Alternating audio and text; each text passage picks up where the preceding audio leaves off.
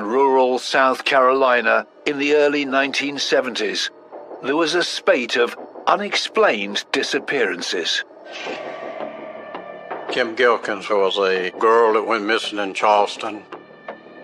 Janice Kirby and Patricia Alsbrook, they both went missing. There are others that went missing. They vanished into thin air. It took 5 years before police realized that all of the missing people had one acquaintance in common: Donald Peewee Gaskins. He had a propensity to kidnap and kill youth who were like a runaway type of individual who would not have an immediate cry that they were missing. As investigators traced the thread of his crimes, they struggled to pinpoint a motive. He was just an evil person. I mean, he killed people for really no significant reason. It didn't bother him. He had no remorse from it. It was an urge that had started in Gaskins when he was still just a boy. If he could make a weapon out of anything, he would figure out how to do it. From the moment he could walk until the day he walked into the execution chamber, Donald Peewee Gaskins was drawn to violence, making it inevitable that he's now recognized as one of the world's most evil killers.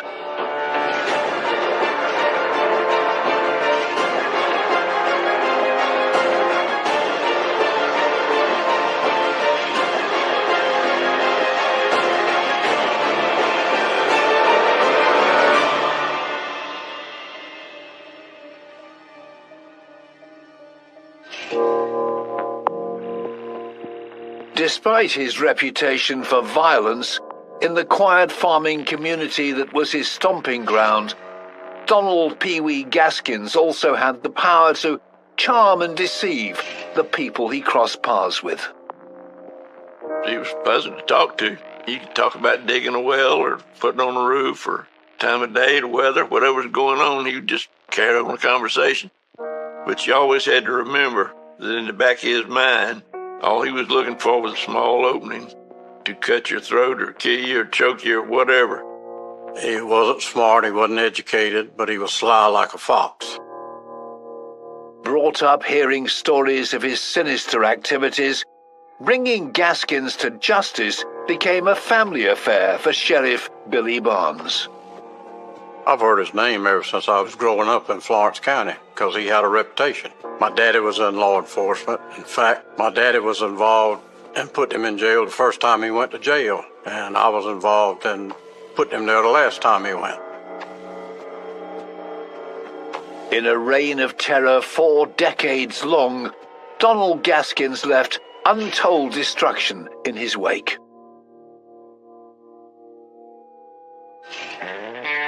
This killer's story begins on the 13th of March 1933 in Florence County, South Carolina.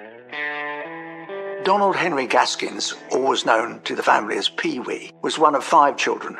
He lived with his mother and his grandmother in Prospect in South Carolina. He was called Pee-wee all the time, I guess because of his stature. He was born at just over 4 pounds. He was a very, very tiny baby, and he was barely over 5 foot and 130 pounds the rest of his life. His entire childhood is contested. There are all sorts of versions. He used to tell people that he was beaten and abused by his family, but that's not true. Other people who grew up knowing his family knew that they were a very loving and doting family. He loved his grandmother more than anybody that I know of. He stayed with his grandmother most of his life.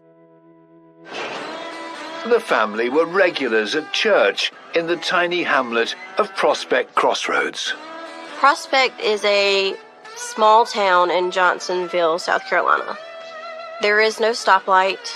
If you drive too fast and you blink one time, you're going to miss the sign. You're not even going to know you went through a town. All the little towns that surround it are farm towns. They were known for tobacco farms. From as soon as he could walk, Pee-wee Gaskins looked set to disturb the tranquility of the rural community. He was troublesome even as a small child.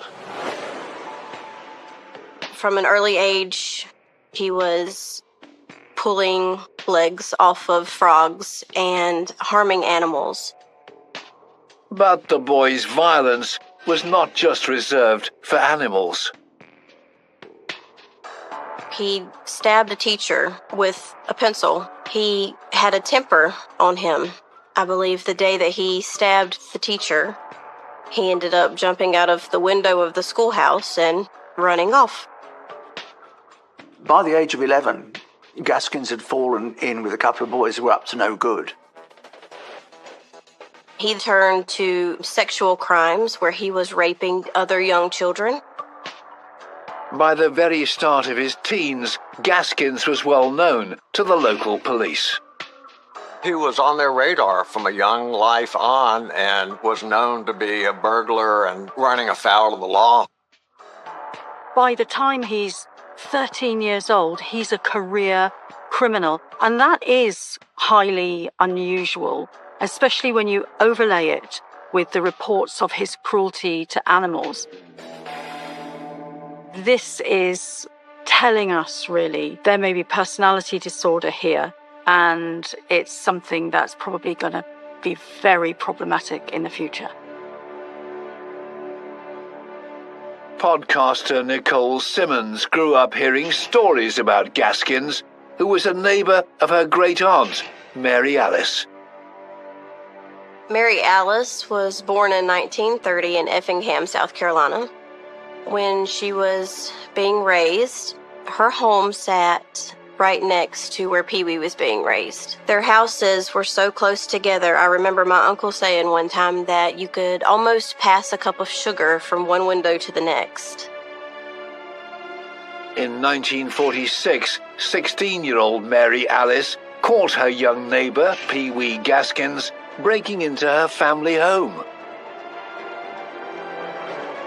And she grabbed a hatchet, and when he came in, he took the hatchet from her.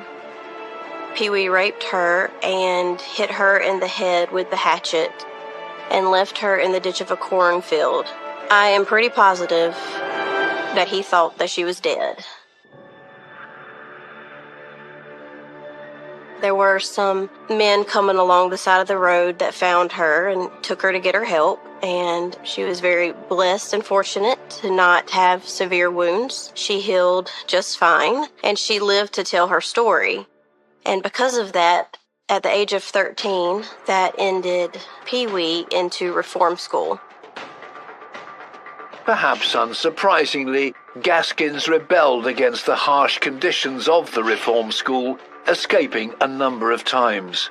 On one occasion, he was reportedly brought back having married a girl he'd got pregnant. While Gaskins was at reform school, he stabbed a fellow pupil who supposedly attacked him sexually. I think most of the things that Gaskins did were pretty impulsive. This is instant gratification or total recklessness and just dealing with things as they come along. In 1951, Donald Pee-wee Gaskins was released from juvenile detention. Years of reform school had done nothing to curb Gaskins' malevolent urges. In South Carolina's tobacco belt, he soon found new criminal opportunities. In 1952, Gaskins was involved in insurance fraud. He was burning down barns so that the owner could claim money. But he was discovered by one of the owner's daughters, and he lost his temper, and he hit her over the head with a hammer, which saw him eventually sentenced to 5 years in adult prison. Gaskins ends up in prison then for attempted murder. He's got no fear of violence. He's got no fear of people or the system. So it's unsurprising that when he goes into prison, he starts to assert himself in there as well and gets involved in the murder of another inmate. Gaskins pleaded guilty in 1954 to being an accessory to the murder of a fellow inmate. Another 3 years were tacked on to his sentence.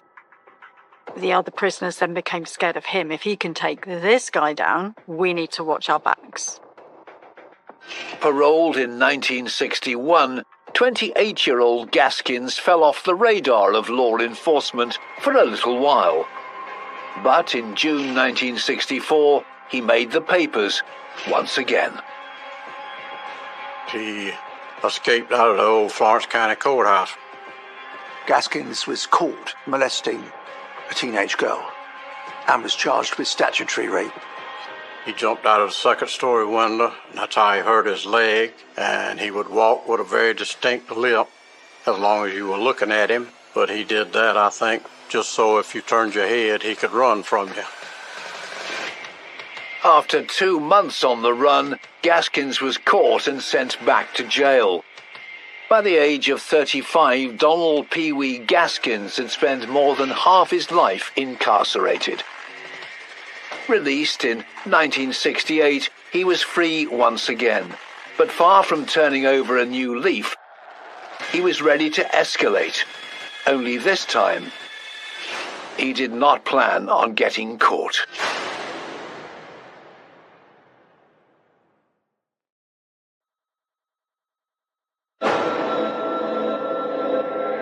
In September 1975, 13-year-old South Carolina schoolgirl Kim Gaskins went on a trip with Donald Peewee Gaskins. Kim Gaskins was a young lady from Charleston. Kim's mother had died and her father had spent time in prison. 42-year-old Gaskins was by this time living with his new 19-year-old wife, and Kim Gaskins had become friendly with her. Peewee met her in Charleston, where he was working, and brought her back to Florence County with him. She was staying with him and his family, and one night he just told his family he was taking her to the bus station and sending her back to Charleston to her family. Kim Gaskins never arrived home to Charleston. And it was her sister. She went to school and said, "My sister Kim has gone." And it was the teacher who reported Kim's disappearance.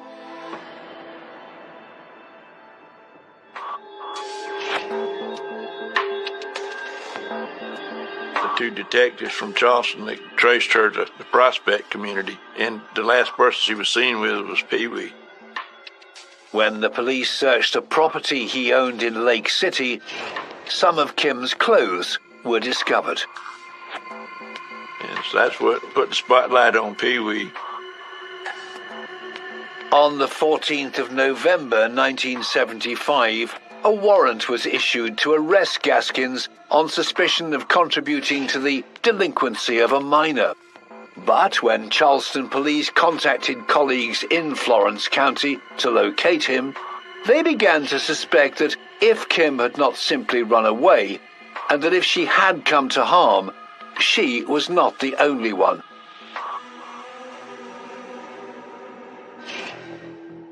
On his release from jail in 1968, Donald Peewee Gaskins had returned to the Midlands of South Carolina.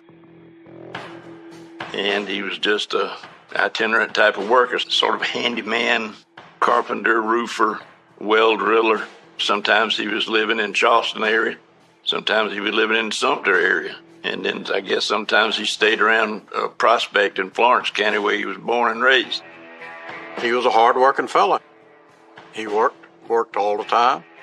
He just had bad habits when he wasn't working.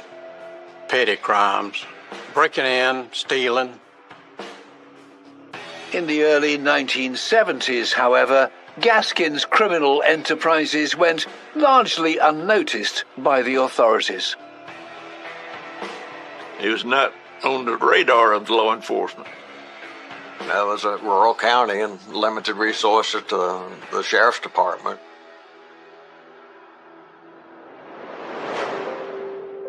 On the 10th of November 1970, two teenage girls failed to return to their homes in Sumter, South Carolina. Janice Kirby and Patricia Alsbrook were really close friends. Janice Faye Kirby was Pee-wee's niece. And apparently Pee-wee was in the neighborhood working as a roofer on a project a mile from where she was taken or disappeared. When contacted by family members looking for 15-year-old Janice, Gaskins told them he had seen the girls that day and believed they'd run away. The family was suspicious, but they had no proof of foul play.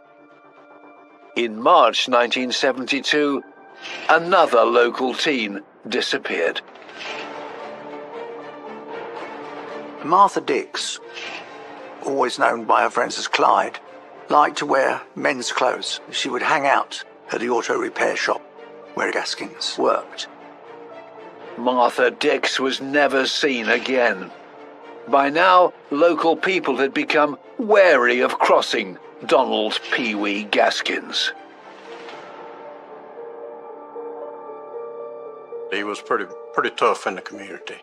Everybody down in Prospect, they were all scared to death of him. He drove a hearse, and he used to tell people that's what he hauled his bodies to his private cemetery in.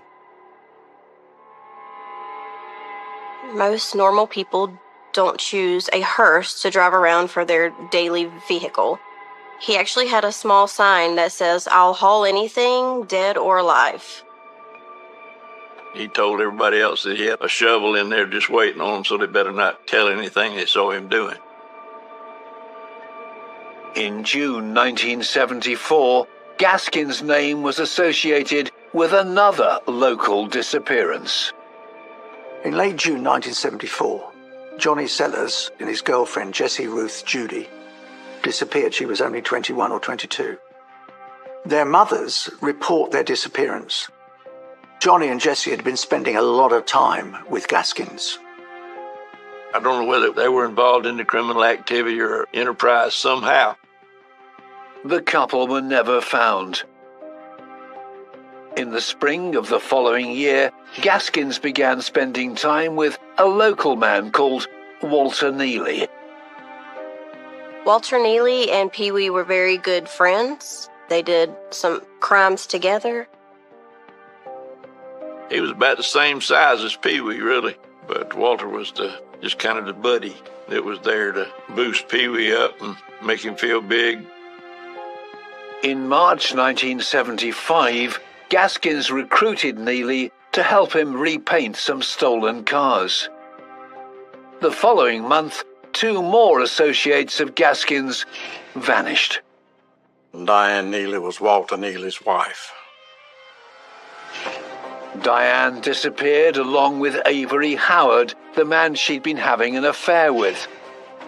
Just as with 19-year-old Martha Dix, no one at the time had reported the couple missing. People weren't noticed as missing, but the kind of people that Gaskins is mixing with, if you like, they're on the fringes, they're on the edges of society. There were people who traveled around in the circles that Pee-wee traveled in. I don't think you'll find anybody around here that can tell you anything about them. When detectives in Florence County began to investigate the disappearance of teen Kim Gaskins in the autumn of 1975, they began to realize just how many associates of Gaskins had mysteriously not been seen for a while.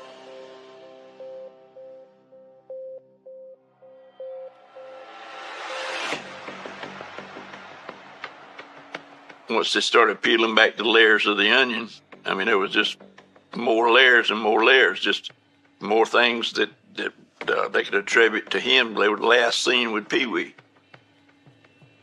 Agents from the South Carolina Law Enforcement Division, known as SLED, were brought in to help in the investigation, including Ira Parnell, who had a local connection to the case. My father was the sheriff in Sumter County. It was a very close working relationship with all the sheriffs. Every chance I got to go to Sumter and help do something, I was on the way. And SLED, the state police, were working with the sheriff's department over there. By the 20th of November 1975, The investigators had plenty of suspicions about Gaskins, but no evidence. What they did have was the warrant in relation to Kim Gelkin's disappearance. A tip-off led them to a house in Sumter where Gaskins was doing business. They let him get out of the house to prevent a hostage situation. He got in a cab and left the house, and as soon as he got far enough away from the house, they swooped down and arrested him. While SLED agents orchestrated the sting, the arresting officer was Sheriff Bird Parnell. He surrendered to my father. He was genuinely afraid. He knew he was caught because he was surrounded. So he just went straight to my daddy. And he had a ticket for Tupelo, Mississippi in his pocket. I would assume that he was trying to make a getaway. And when they arrested him, he had a cardboard box with some clothes, a pistol, and a rifle that had the stock removed. Donald Pee-wee Gaskins was charged with contributing to the delinquency of a minor and remanded in custody. But he wasn't talking. Detectives had at least 8 missing people, but no clues about their whereabouts and no evidence against Gaskins. What would it take to uncover their fates?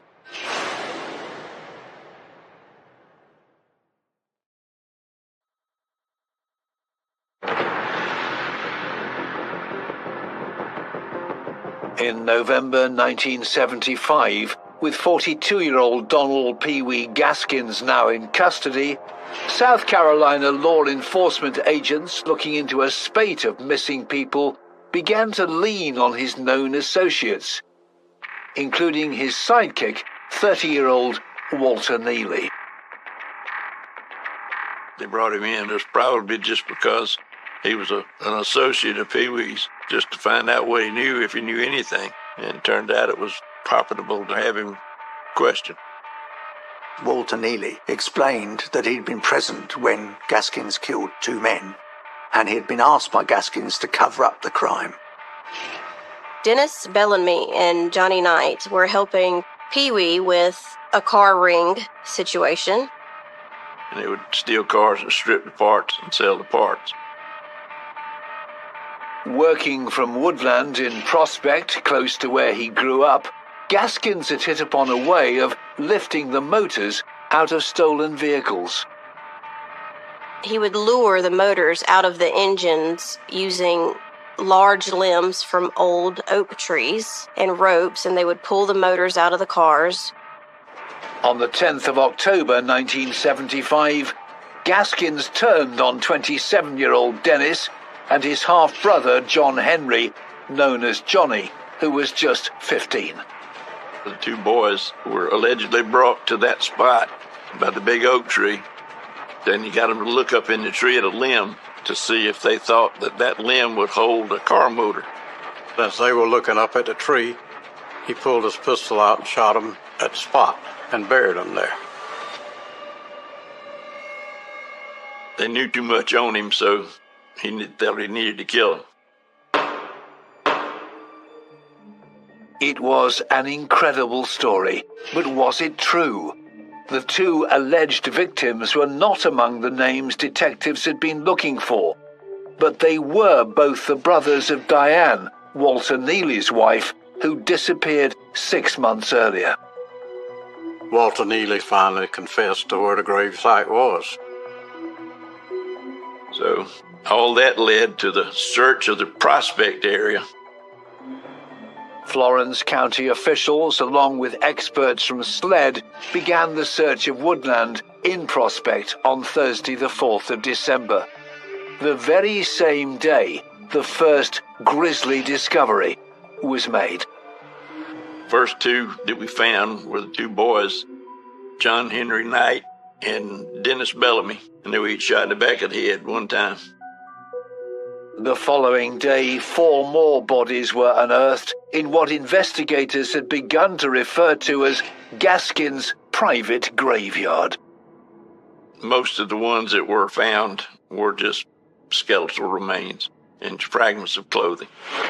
Some of them were later killed, I guess. And they had some flesh left, and we found some bullets and bullet fragments. And we were able to work with that a little bit. We were able to at least get some fingerprints. And we would take what dirt was exhumed from around the bodies, sifting what dirt was left to be sure we hadn't lost any bullets or jewelry or any other identifying things that might have been there. So we did that for each grave, each hole. Within a few days, the 4 bodies had been identified. Jessie Ruth Judy had been murdered along with her boyfriend, Johnny Sellers. They were both killed in June of 1974. Johnny Sellers was shot with a .30-30 rifle. Jessie Judy's throat was cut. Jessie's estranged husband, James, was an associate of Gaskins and would later face charges in connection with Johnny Sellers' death. The other couple was Avery Howard and Diane Neely. Diane Neely was the wife of Walter Neely. They were both killed in April of 1975. Diane had been shot and stabbed. Avery's cause of death was difficult to ascertain. I don't recall there being any ballistics evidence, so I'm thinking he was probably stabbed. Just under a week later, the searchers made a discovery that was even more horrifying. We found a mother and her 2-year-old child's skeletons. They were just wrapped in plastic, and the child was stuffed in a stump hole. It's like an old rotted out tree stump that creates a hole in the ground. Very shallow graves. Investigators poured through police reports for stories of missing mothers and babies, but none matched the victims. It wasn't until January 1976 that the young woman was identified. That was Doreen Dempsey. She was killed in June of 1973, her and her baby. They were living with Pee-wee at the time with his grandmother in Prospect area. With poor winter weather setting in, the search was halted. Though 8 bodies had been found, the 3 teenage girls, Janice, Patricia and Kim, were still missing, with no resolution for their desperate families.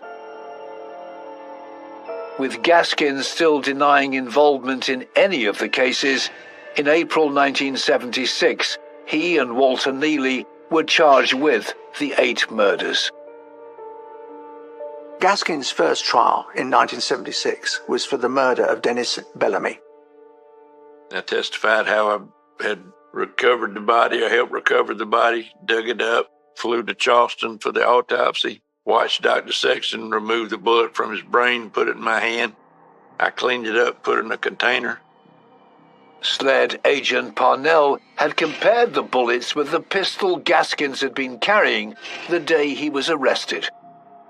Of course, I had the gun at the time to show him. It was a Beretta 32 semi-automatic pistol, and I found sufficient individual identifying characteristics to conclude, based on my examinations, that it was my opinion that these 2 bullets were fired by this gun and no other gun.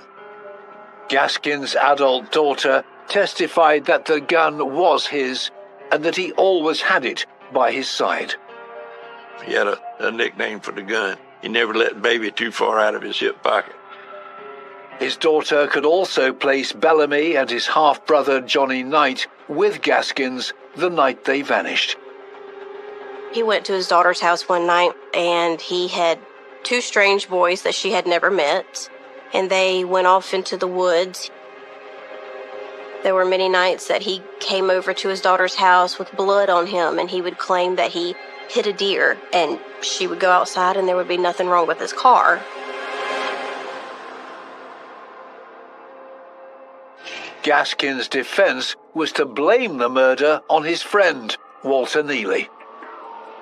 On the 27th of May 1976, the jury deliberated for less than an hour before finding Donald Henry Pee-wee Gaskins guilty of the murder of Dennis Bellamy. The following month, Walter Neely was also found guilty of the murder. Both men were sentenced to death, but months later the sentences were commuted to life in prison after the U.S. Supreme Court overturned South Carolina's death statute. In November 1976, reportedly in return for a conjugal visit from his wife, Gaskins made a partial confession. He told us about the first victim was Trish Ann Alsbrook. She was killed in 1970. Patricia had last been seen with Gaskins' niece, Janice Kirby, who was also missing. On the 4th of November 1976, Patricia's remains were recovered after local law enforcement deciphered a cryptic clue Gaskins had given them. We were working with the sheriff's department over there to try and locate a place that Pee-wee kept referring to a cement slab. One of Daddy's deputies lived less than a half mile behind an old house spot where there were 3 or 4 concrete slabs over the septic tank in the front yard. And we pried up the concrete slab, shined the light down there, and sure enough, there was a skeleton. She had on a pair of pantyhose, and that had her whole lower skeleton contained. They brought in a septic tank suction truck to clean out the tank, and after they sucked the septic tank clean, they found her high school ring with her name in it, and that's what identified her body. The discovery of the 17-year-old girl's remains brought answers for her grieving family. But the roll call of grisly revelations was far from over. There were many victims left to find, and Pee-wee Gaskins was ready to confess once and for all.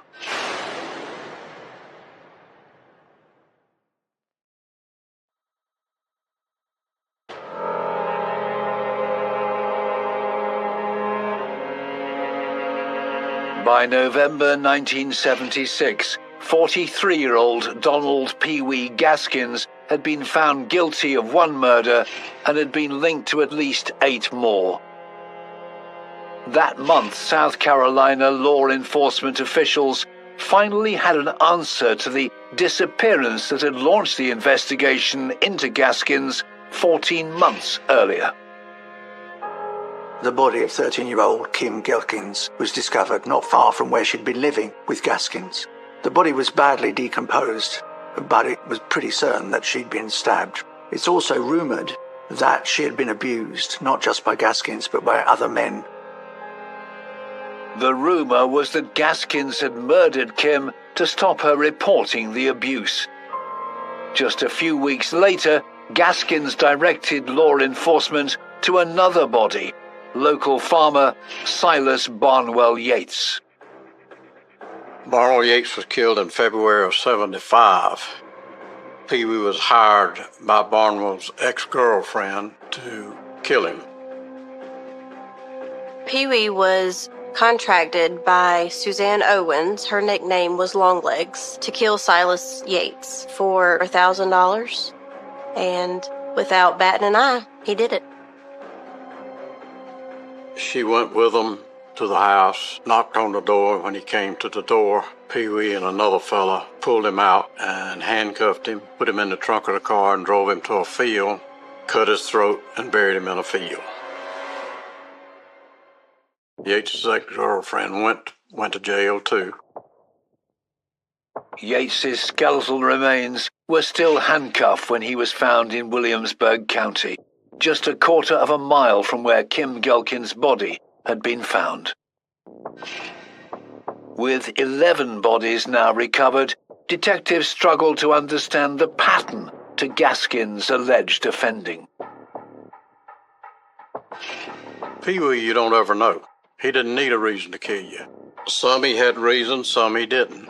I think it was just a way of life for him at the time. I don't know that he enjoyed it, but it didn't bother him. He didn't have a conscience about it. I think there probably were different motivations in different circumstances. Just because he was a violent thug who enjoyed frightening people, enjoyed hurting people. And if you annoyed him in any way, that could be the way he's going to respond. In April 1977, Gaskins was found guilty of Silas Yates's murder. Receiving another life sentence, he returned to Central Correctional. During his testimony, he boasted of another murder, giving hints as to where the body could be found. 2 days later, SLED agents began searching close to where Patricia Olsbrook's remains had been recovered in Sumter County.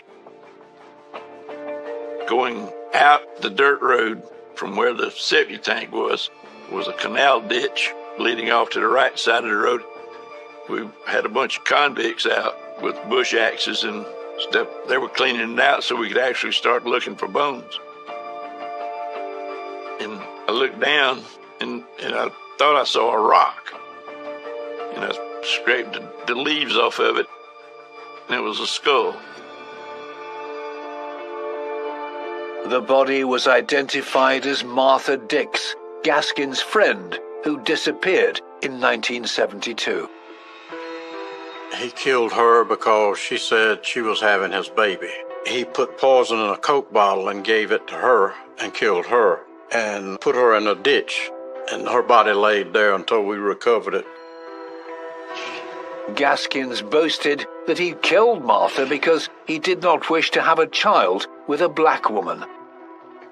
He had no tolerance for interracial marriages or relationships or children. In 1978, the death penalty was reinstated in South Carolina.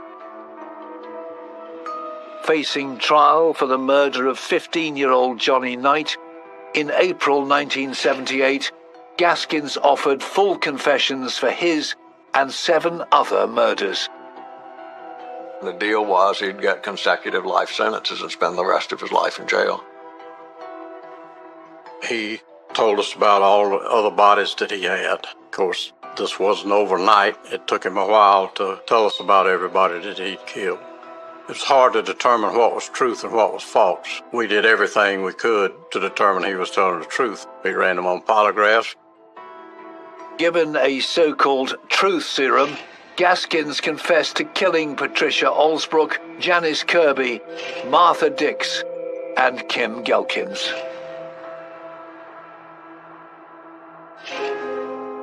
We gave him sodium pentothal, and he just acted like he was supposed to act that he'd seen on TV and in the movies. Just talked slurred, but he still wouldn't tell you the whole thing. One thing that could be verified was information the killer gave them on the location of his niece, Janice Kirby's body. He killed her in Sumter County, but he brought her back to Prospect the next day and buried her in the Prospect area. In the woods around his childhood home, 15-year-old Janice Kirby's remains were recovered, 8 years after she was last seen by her family. Gaskin confessed that he'd killed both Janice and Patricia by beating them to death. He maintained that they had actually been taking drugs. But I think it's far more likely that Gaskins' motivations were sexual. He offered explanations for some of his other brutal murders too, including the killing of Doreen and Robin Dempsey. When Pee-wee killed the Dempsey family, he took them to a pond that sits not even 10 yards off the side of a main highway. He drowned Doreen Dempsey, and he hit the child in the head with a shovel and killed it. And that's the only time I'm aware of that he used the hearse to haul bodies. And the reason he said he did that was that it was a biracial child. It was a white mother and a black father. On the 18th of April 1978, Gaskins was handed a further 8 life sentences on top of the 2 he was already serving. Aged just 45, he was facing the prospect of a long incarceration in the notoriously harsh Central Correctional Institution. But Donald Pee-wee Gaskins' story does not end there. In September 1982, a fellow inmate was caught in his crosshairs. Rudolph Tyner robbed and murdered the owners of a mom-and-pop convenience store, and the son of the parents hired Pee-wee while Pee-wee was in prison to kill Rudolph. He acted like he was befriending Rudolph, and they made plans one night that he was going to call and talk to him. Gaskins had packed a transistor radio with plastic explosives he suspected of smuggling into prison, and taped on a wad of match heads to act as an ignition. Pee-wee gave Rudolph the transistor radio, and he told Rudolph he'd have to plug it in. Then they could talk out and back pretty clearly. And so at a certain time, Rudolph was to answer the phone, and as soon as he put that up to his ear, it blew him up. And that was the end. I know it blew the side of Rudolph's head off. 6 months later, in March 1983, Donald Pee-wee Gaskins was sentenced to death for Tyner's murder. I just remember feeling quite elated that he was finally going to get his execution like he should have all along. On Thursday, the 5th of September 1991, Donald Pee-wee Gaskins made one final attempt to thwart the state's attempts to punish him. The night before he's going to be put to death, he attempts to take his own life and cuts his wrists and he cuts his elbows so that he's going to bleed to death. But that's not surprising at all. He would want control over his own death. He's not going to let anybody else end his life. That would have been beyond the pale for him. Patched up in the nick of time with 20 stitches, early the following morning, Gaskins faced his final punishment. Sheriff Billy Barnes was there to see justice done. He walked on his own to the electric chair. He crawled up in it. The electric chair is a pretty big chair, and he's a small fella. And he crawled up in it, sat down, and they strapped him in. They asked him if he had any last words. He said, "Let's go." And they followed through the electrocution.